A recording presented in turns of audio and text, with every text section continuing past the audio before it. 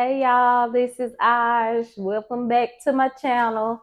I'm back with another review on Belle Collective Season 6, Episode 2, and it is titled Polyamory or Polyamory. So we open up with Letitia speaking on her enterprise and us wondering what all she does. And I think she says bail bondsman, paralegal, and something else that she mentioned. So she thinks that she is a Jacqueline of all trades. But if you know the saying, it's Jack of all trades, master of none. And we see that because these brunches have not gotten off the ground yet. So then we see her going into a restaurant, and then she meets up with Carrie. Now I did like both of their looks. I thought the suit really looked good on Letitia.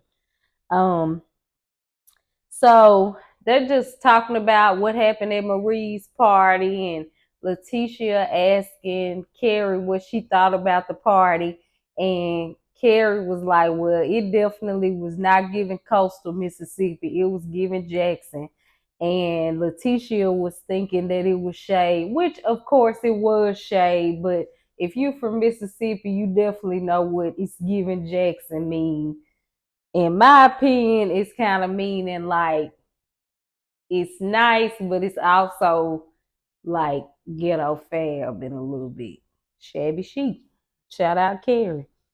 So they talk about doing a relaunch social is what Letitia is doing. So basically, like the women brunch Mississippi, but with a spin on it because she said it's more like a social than a brunch, but that they're having brunch food. And I'm like, okay, girl, whatever. Hopefully the rebrand works. But I did think it was a good link up for her to be in business or be in contact with Carrie because I mean Carrie specializes in all things brunch because she owns three restaurants, Brick and Spoon. So then we move on to Miss Marie Monroe going into one of her Hamilton Davis facilities. And I like the little polos they had with the names on it. I thought it was a nice color and everything. And of course, she meeting up with none other than S with the mess. And Essie looked good. I was happy. She said she was doing good with her health journey. Um, so that was good to hear. And then Marie talks about retiring, which I'm like, well, yeah, I know you have done a lot in healthcare, but you 45, Marie, you pretty young to be retiring. So of course, Essie was not with that. She said, give me another year. And Marie was like, girl, you say this every year. Give me another year. And so Essie, it's with the mess says, well, you wouldn't be ready to retire and it would be hard for you to keep your head on straight if you weren't juggling all these men. So, of course, Marie tried to act like she was flabbergasted, but y'all know how friends talk. Your friend gonna be real with you no matter what if they a good friend. So, basically, Marie says that she needs to. Essie asked who she needed to be rooting for, Martin or Cedric, and Marie said both. But baby, I'm here to tell you, Marie, you, Cedric, and the whole world. Cedric is not it. He's not the one. Not for it. Okay, so also she talks about Martin and how like basically she has gotten out of her comfort zone with Martin and been doing stuff that she would have never done. Like they showed pictures of them or a video on the jet ski and all of that kind of stuff. And so I'm like, well, yeah, Marie, this is the kind of man that you should be dating, somebody that's gonna bring you out of your comfort zone, like somebody that has not wronged you. Yeah, you have a lot of history with Cedric, but it doesn't seem to be a good history. So why would you be wanting to spin the block? Uh, she also then said she hasn't heard from Martin in a while, which my immediate thought was, is Martin back with his wife? Um, so then we see Marie at Cedric's house, like in the kitchen, and he laid up in the bed, and I'm like, ugh, spare me the details. I did not need to see that. And so he like, Ree, what you cooking in there? She like, I'm whipping up something special. Baby, Marie came back in the bed, and I didn't see nothing but strawberries and grapes. Like, there wasn't even a charcuterie board. So he seemed to be happy with it. So they talking about the party and how it went, and Cedric said he felt like a sucker when Martin walked in, and he should have felt like a sucker because he was. And says that he loves Marie unconditionally, and I don't feel like that, because didn't you ask for like a $10,000 watch that Marie bought you? Like, it's not unconditional. And if you loved her unconditionally, you wouldn't have been cheating on her the way that you were. So I feel like basically what I gathered from this conversation was that Sid basically gave Maria ultimatum. So then we move on to uh Selena. She there. I don't know if she was folding up clothes, packing up something, and Mike comes in. And when he coming in, my first thought is, Selena, is this your grandma's house that she left you and then like you upgraded? Because the house looks old, but then it's kind of got some new aspects to it. And I mean, there's nothing wrong with that, but I was just confused. And I feel like a couple seasons ago, I don't remember her being in that house. So whatever. I was just peeping what was going on. Looked a little bit different. But so Mike comes in, and then he asks her, what the hell is wrong with you? Excuse the fuck out of me, sir. So basically, since they've been into it about the communication, Mike has done the exact opposite of what Selena is asking him, and has been giving her the silent treatment, which makes communication even worse. So um they basically get back on talking about communication again, and I'm like, oh Lord, if I hear communication is key one more time out of Selena this season, like, come on, let's switch it up and do something else. Which is true, communication is key, but you running in the ground already. I like you, Selena, but let's switch it up. So then she ends the scene talking about how she thinks that they should get together and talk with the Pearsons. Girl, for what? For your marriage or possible marriage to get even worse, and for Glenn to give Mike ideas on how to be an even more horrible partner? Horrible ass idea. So then we finally get to the relaunch women's brunch. So they showing like Letitia getting ready and like the food and stuff. And I ain't gonna lie, shout out to Keisha. I was like, hope the plate's clean this time and I hope the food tastes good. So we see Carrie come in because she is, got a part in the event. And I'm like, okay, Carrie, you look cute or whatever, but okay, why is the ponytail here again? Like, I don't mind the look, but the execution is kind of iffy. And like, you look good with your natural hair. Um, so then Selena and the rest of the girls file in. Selena looks so pretty in that color green. Latrice's dress was sickening. Of course, it was nothing that I would wear. It was a bit revealing, but I mean, hey, she ate that. Letitia looked good in her suits. The thing is, though, even when Letitia looks good, she constantly looks stuffed. And I know that's probably a bad thing for me to say because I'm a bigger girl myself, but like, I don't know what it is. And then in the confessionals, it's like her boobs just like look like two milk duds stuck in her shirt. I don't know. It's just kind of confusing me. So, Letitia makes a speech about, what her whole deal is with this relaunch. And, I thought it was nice. She is well spoken, does well at giving speeches. Um, but it's looking like Carrie about to get the mess started again. Um, then Marie makes her entrance super late.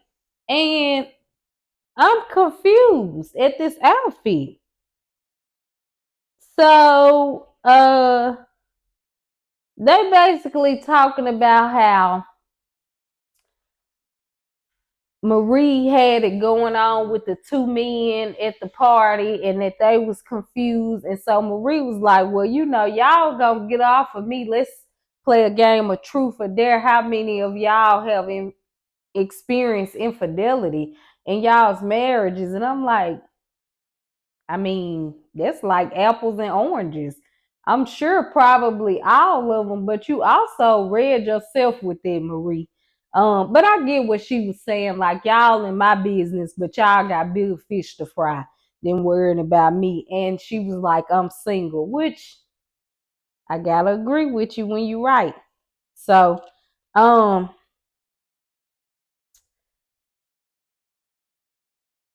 So Latrice and Selena sit down and have a conversation because they both have been feeling the type of way about each other. And uh Latrice is feeling like that Selena just left her high and dry by not coming to work at Taste. And so Selena was like, well, I've been feeling away because I feel like, as a friend, you didn't really check on me and, I haven't really heard from you. And I'm kind of like, okay, they both got valid points. Like, Selena, it takes nothing to go in person or text or FaceTime and let your friend know, hey, I had something tragic happen. I'm not going to be able to uphold to my end of the deal and work with you. But also, Latrice, if y'all such great friends, why, if you hadn't heard from her in a while, why didn't you check up on her and like, I mean, Jackson is a city, but honestly, it really ain't that big. Y'all running the same social circles. Didn't you know she had a wreck and that she had been having difficulties? Like, why didn't you reach out to her? But anyway, they hug it out, squash it. So that was cool or whatever. Latrice, you was looking kind of selfish to me, sis.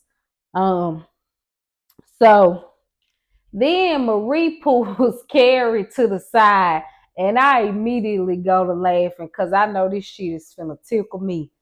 So, she asking Carrie, hey, how you doing? She like, I'm doing good, or whatever. And then Marie says, I didn't hear when I came in, but a little birdie told me that you had something to say about my outfit, aka production, or one of the other girls on the cast, I'm sure. And she like, Carrie, like, well, I said, you look like you was going on a journey and you was in your, you had your spaceship or whatever. I died laughing because it was giving intergalactic Marie Monroe. It was, and then she had the hair like in the finger, like the finger waves at the front and back, but the middle was kind of like Bantu knots, mini space buns, silver from head to toe. It was like a bodycon silver dress, but then like it was like a skirt part that was like, I don't know, jean material.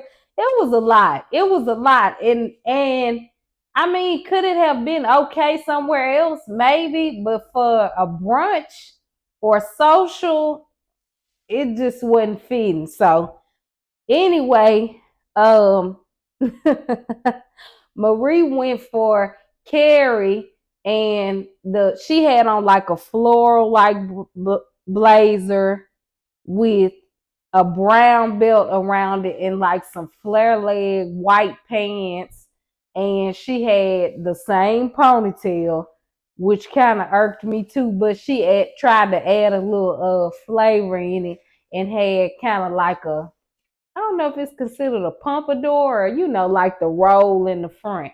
So it was kind of cute, but okay, Carrie, I am getting tired of the ponytail.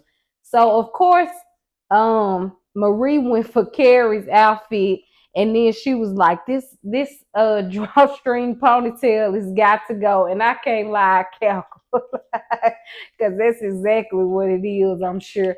And then she was like, this outfit, no, you look like a grandma. And Carrie was like, I'm giving classic. And it was kind of like a timeless, retro classic look or whatever.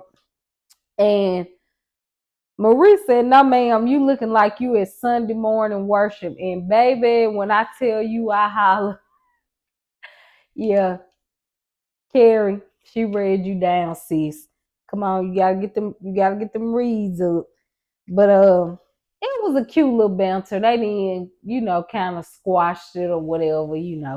I don't think it's gonna be just no real beef there.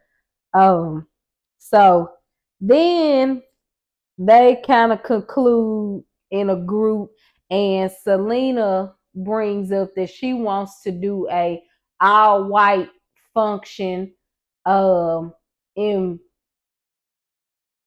to remember her son in his honor, and to help people that have been struggling with grief and they don't really know how to channel it, or they don't have a support system. So I thought that was nice, but I think it was kind of rude how they acknowledged it and then just changed the subject quick. I don't know if that was editing or what, but I was kind of like, well, damn, it was kind of messed up. So, um,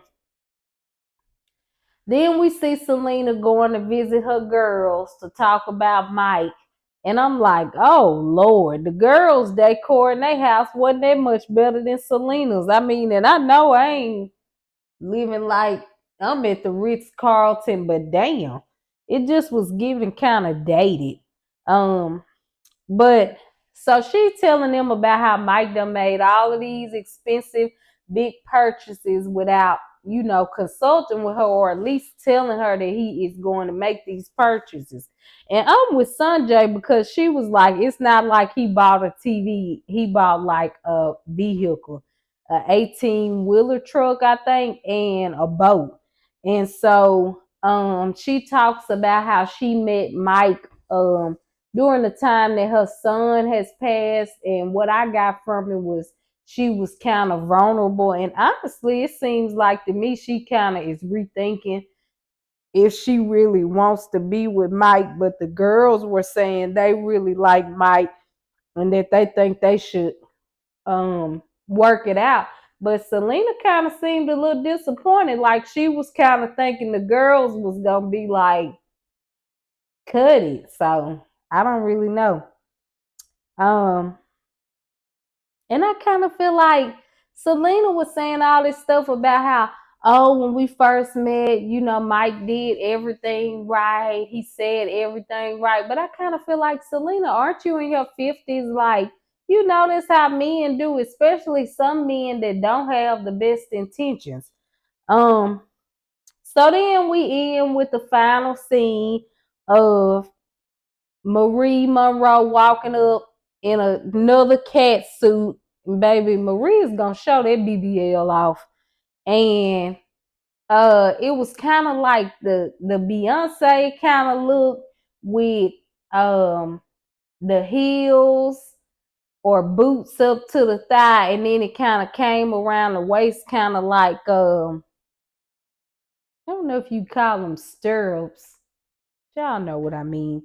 It was cute though. It was a cute look. So she is at Sal and Mookie's um meeting up with Martin. And so They talking about Martin's trip. He said he had a good trip with his kids. And she says that she picked him up from the airport and they spent like a couple days together. And then she didn't hear from him for 3 weeks. So I automatically thought, like, did you go back to Germany and get back with your wife and then you just ghosted Marie? But like, even if you did, why the hell you have her pick you up from the airport? Like, you couldn't get an Uber? You don't know nobody else in Mississippi? So, Marie says she felt disrespected and hurt. And, I can't blame her if this storyline is real. So she cries and basically is breaking it off with Martin. And I feel like Marie was making a mistake. It may not be Martin, but it definitely ain't damn sad. And I feel like Marie should have kept Martin on the back burner because, I mean, he just introducing you to a new way of life. And I don't know, the way it seems like Martin is moving, it doesn't seem like he gonna expect a whole lot out of you financially like Said is. And I don't know. I'm just not pro Said and Marie. All right, that's it for my review. Don't forget to like, comment, and subscribe to my channel, The Wizard of Oz, and I'll see y'all next time.